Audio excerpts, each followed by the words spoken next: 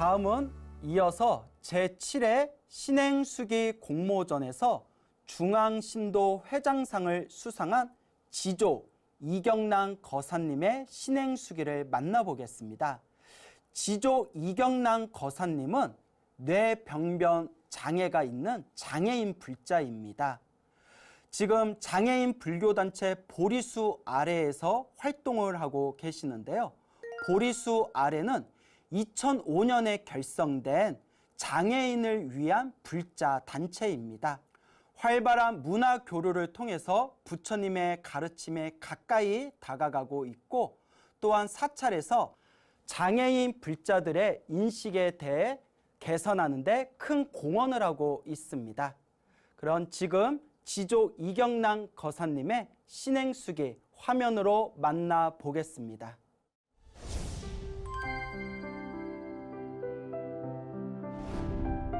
이상한 일이었다. 아버님을 운구지에 모시고 가는 동안 미약하게 스님의 득경 소리가 귀서 맴돌았다.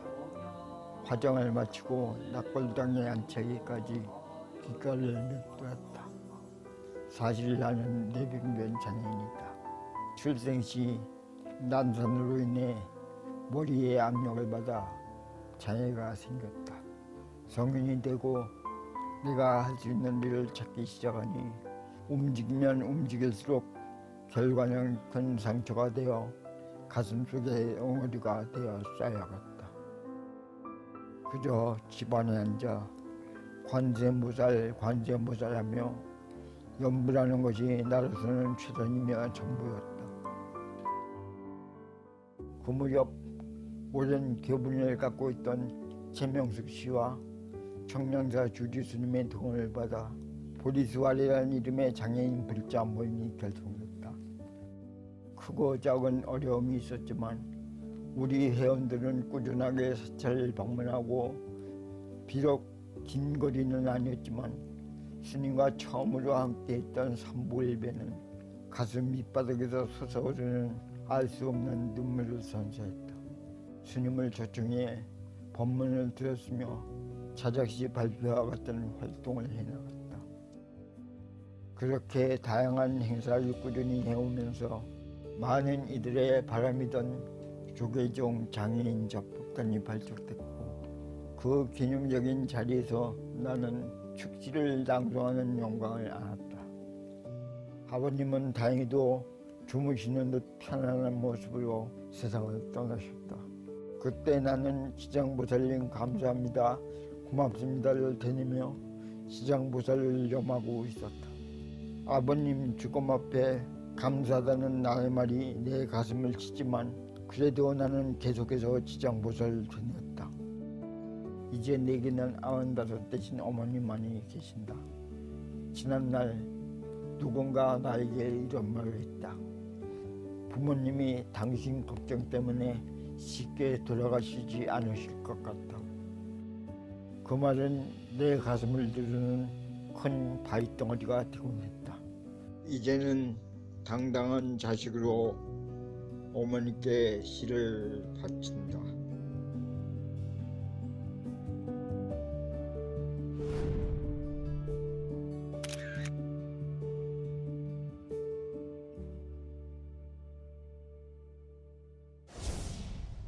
지조 이경란 거사님의 마음 절절하고도 믿음 가득한 신행수기 다 함께 잘 보았습니다. 우리 거사님께서 정말 훌륭하고 대단한 분이신 것 같습니다. 또한 아버님이 세상을 떠나실 때 아버님을 위해서 하염없이 지장보살 연부를 하셨다고 했죠. 분명히 우리 아버님께서 우리 지조 이경란 거사님, 우리 아드님 덕분에 좋은 곳으로 가셨을 거라 제가 자신 있게 말씀드리고 싶습니다. 우리 불자님들에게, 한국의 불자님들에게 꼭 드리고 싶은 이야기가 있습니다. 저는 제가 한국인인 게 너무나 자랑스러운데요. 근데 우리 한국 사회에서는 한 가지 좋지 못한 폐단이 있는 것 같습니다. 그건 바로 장애인에 대한 인식입니다.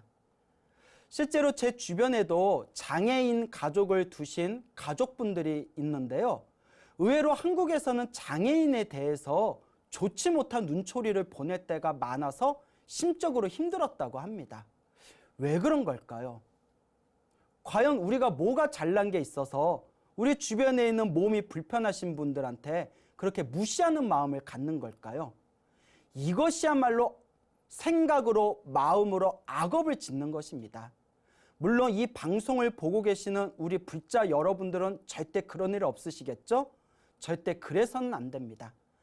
꼬물꼬물 기어다니는 벌레에도 불성이 있어서 벌레도 존중하라고 부처님께서 말씀하셨는데, 하물며 우리와 똑같은 인간인데 몸이 좀 불편하다는 이유로 멸시하거나 무시해서는 절대 안 됩니다.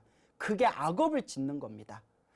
여러분, 몸이 불편하다고 장애인이 아닙니다. 더 큰 장애는 내 마음속의 탐욕과 성냄과 어리석음입니다. 자신의 탐욕과 성냄과 어리석음 때문에 약자에게 무시하고 멸시를 하게 되고 천대하게 된다면 그런 마음을 가진 사람들이 가장 큰 장애를 가진 사람들입니다. 그래서 우리는 우리 주변에 있는 장애인들에게 따스한 신경과 따스한 관심과 따스한 눈길을 보내줘야 됩니다. 여러분 꼭 기억해 두십시오. 이 세상에서 나보다 잘난 존재는 없습니다. 모든 존재는 몸이 불편하든 몸에 문제가 있든 없든 모두가 다 불성을 가진 숭고한 존재입니다. 우리 지조 이경남 거사님께서 몸이 불편하신 가운데에서도 부처님의 가르침을 따르고 의지하고 또 틈틈이 시를 쓰는 그 모습에 많은 감동을 받았습니다. 우리 주변에서는 몸이 건강해도 참으로 허망하게 시간을 헛되게 보내는 사람들이 얼마나 많습니까? 그런데 이렇게 불편한 몸을 가지고서도 하루하루 시분으로 절대 시간을 헛되게 보내지 않으시고 신행생활을 하는 그 모습에 제가 마음이 따스해지는 그런 감동을 느꼈습니다. 부처님께서 말씀하십니다. 만약 그대가 행복하게 살고 싶다면 복을 많이 지어라. 그리고 복 중에서 첫 번째는 바로 누군가에게 무언가를 베푸는 보시공덕이다 라고 말씀하셨습니다. 그런데 우리가 보시공덕을 지을 때 물질적으로 보시하는 재물의 공덕이 있고 이 재물의 공덕보다 더 뛰어난 공덕이 바로 법보시, 법공양이 되겠습니다. 그래서 법을 전하는 법보시와 법공양이야말로 진정 부처님의 뜻에 개합하는 가장 뛰어난 보시라고 합니다. 그러니까 우리가 법보시하고 법공양하기 위해서는 어떻게 해야 될까요? 먼저 내가 부처님의 가르침을 잘 배워야 됩니다. 내가 부처님의 가르침을 잘 배워야 남에게 부처님의 가르침을 잘 전할 수 있지 않겠습니까? 부처님의 가르침을 내 스스로 잘 배우고 내 스스로 잘 수행하고 내 스스로 잘 닦아 나아갈 때 그때 우리는 비로소 중생들에게 부처님의 법을 펼칠 수 있는 법공양과 법보시를 할 수 있는 자격을 취득하게 됩니다. 법보시와 법공양을 어렵게 생각할 필요가 없습니다.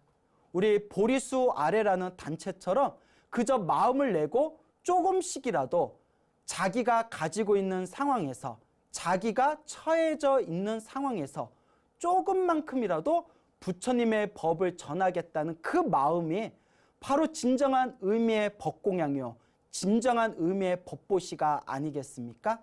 그렇기 때문에 우리가 항상 살아가면서 또한 우리가 불자로 이 세상을 걸어 나아가면서 어떻게 해야 우리가 부처님의 은혜를 갚을 수 있을 것인가? 가장 중요한 마음가짐이 바로 법공양이 되겠습니다. 세상은 참으로 힘들고 괴롭고 답답한 일이 많지만 그 속에서 환한 등불이 있다면 그것은 바로 부처님의 가르침일 것입니다. 껌껌한 하늘 속에서 환한 보름달과 같은 이 부처님의 가르침 덕분에 우리는 이 사바세계에서 한 줄기 희망을 가지고 살아 나아갈 수가 있는 것입니다.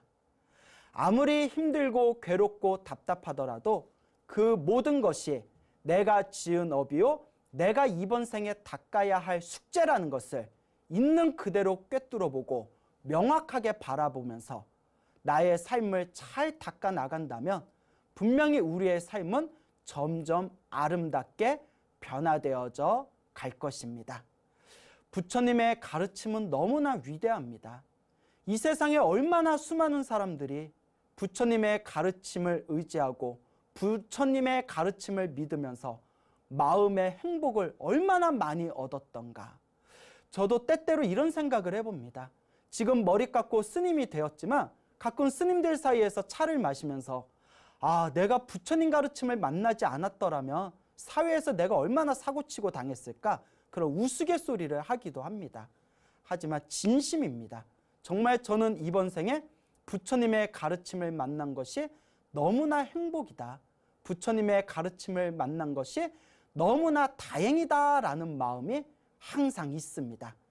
그래서 스님들이 배우는 초발심 자격문에 보면 불법을 만난 것을 다행지심, 다행이다라는 마음을 항상 지녀라라는 구절이 있습니다.